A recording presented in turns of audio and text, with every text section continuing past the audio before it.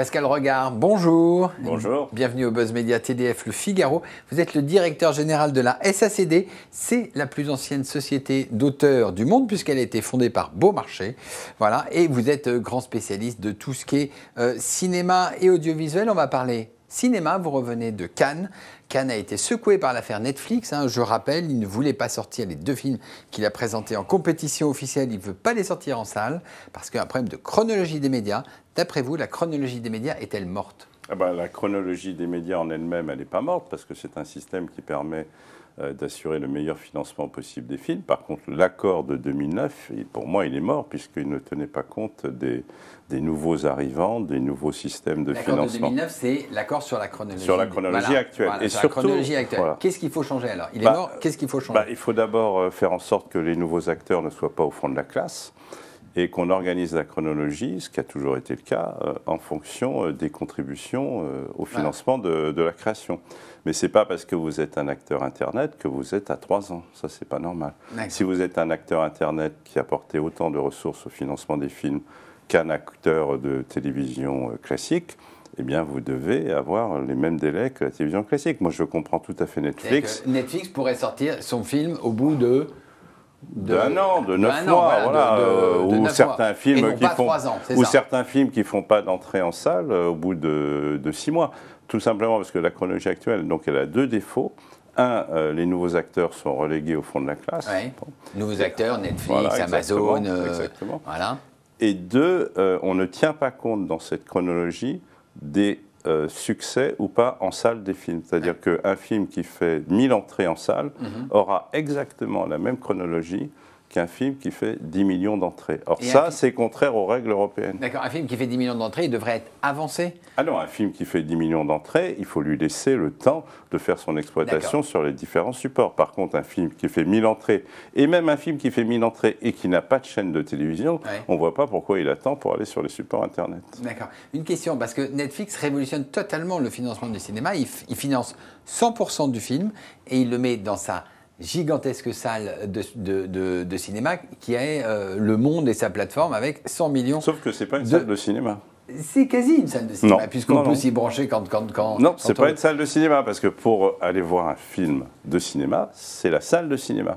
Donc le problème de Netflix, c'est qu'ils sont très bons pour financer les films, mais compte tenu en France de la chronologie et dans d'autres pays, ils ne veulent pas que ça sorte en salle. Or, pour moi, un film naît en salle. Un film qui ne sort pas en salle, c'est un film de télévision, pas un film de cinéma. Donc vous dites, OK, pour avancer la chronologie des médias à 9 mois, 1 an, c'est ça ? 6 mois, 8 mois, 9 mois. Après, c'est des discussions. Mais ce qu'il faut, c'est, 1, avoir la souplesse nécessaire pour tenir compte de la réalité de l'exploitation des films. Et 2, tenir compte dans la fixation de cette chronologie du financement par l'opérateur de la création cinématographique. Alors après, c'est à la ministre de jouer. Précisément, le dernier accord sur la chronologie des médias date de 2009, d'accord ? Donc il y a très ancien. Il est très ancien. La nouvelle ministre de la Culture, Françoise Nyssen, a promis de faire quelque chose, de s'emparer du sujet. Si on regarde, avant elle, Aurélie Filippetti, Fleur Pellerin, Audrey Azoulay ont essayé sans succès. Elles ont dit la même chose. Qu'est-ce qui bloque ?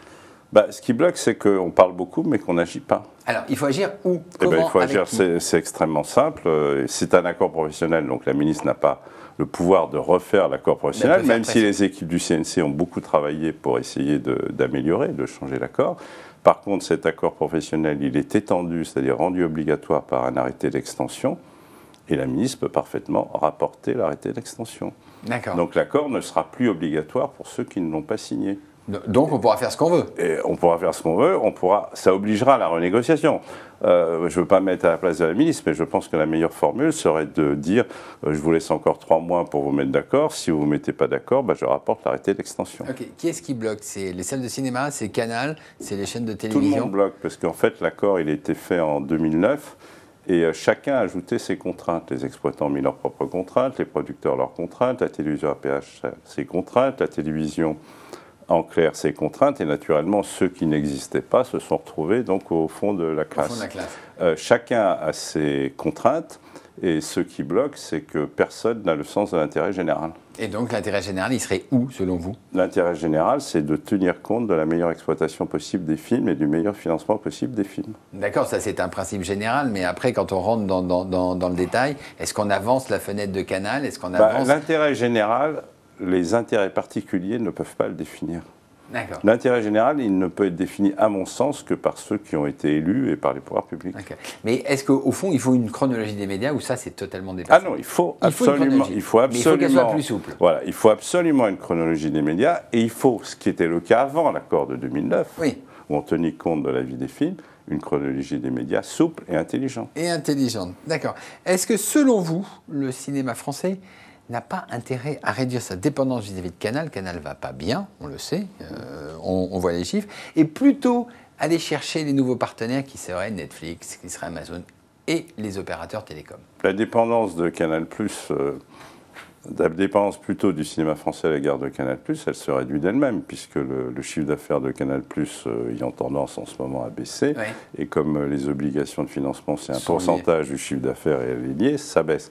Et donc, de toute façon, le cinéma français doit chercher de nouvelles sources de financement. La problématique qui est compliquée, c'est qu'une partie de ces financements nouveaux sont des opérateurs qui ne sont pas localisés en France et qu'il faut attendre le changement des règles européennes, ce qui est en train d'être fait. D'ailleurs, la ministre de l'Agriculture a rencontré un grand succès lors de sa première sortie à Cannes et ensuite à Bruxelles, oui, pour le Conseil des ministres Culture. Il faut que l'on puisse, ce qui sera possible, soumettre les opérateurs délocalisés aux obligations françaises, de manière à avoir l'égalité des conditions de concurrence. Ça veut dire qu'effectivement, on va faire en sorte que Amazon, que Netflix, que Google participent au financement du cinéma français. Le problème, c'est que... Ça, on l'attend depuis très longtemps. On l'attend, et une part de la responsabilité est à Bruxelles. Cela fait 3 ans que le Parlement français a autorisé le CNC à soumettre Netflix à la taxe qui est appliquée aux opérateurs français. Et ils l'ont pas fait. Et ça fait 3 ans que Bruxelles n'a pas donné son accord et donc a servi objectivement les intérêts américains. Bruxelles, c'est tapis rouge pour les Américains. C'est tapis rouge pour les Américains. Dans les nouveaux opérateurs, il y a les opérateurs télécoms. Orange, depuis maintenant une dizaine d'années, finance le cinéma. Il y a un petit nouveau, c'est Altis, grand nouveau. Grand nouveau. Altis, ex-SFR, qui lance sa chaîne de cinéma-série. Ils sont localisés au Luxembourg. Ils ont dit qu'ils allaient remplir leurs obligations de financement du cinéma français. Vous attendez que leurs actes soient en conformité avec leurs paroles? C'est-à-dire, Michel Combes l'a dit lors d'un débat organisé à Cannes par la SACD. Donc j'étais là. Chez vous, voilà. Chez moi, exactement.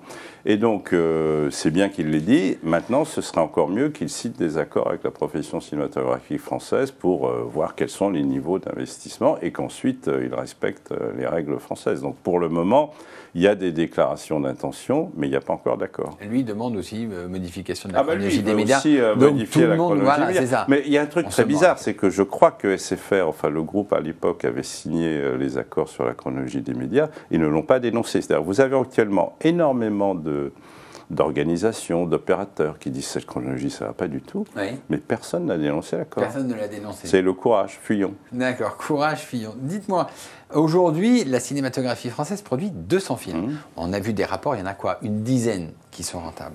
Est-ce qu'il ne faut mieux pas repenser le système et mieux financer une cinquantaine ou une centaine de films?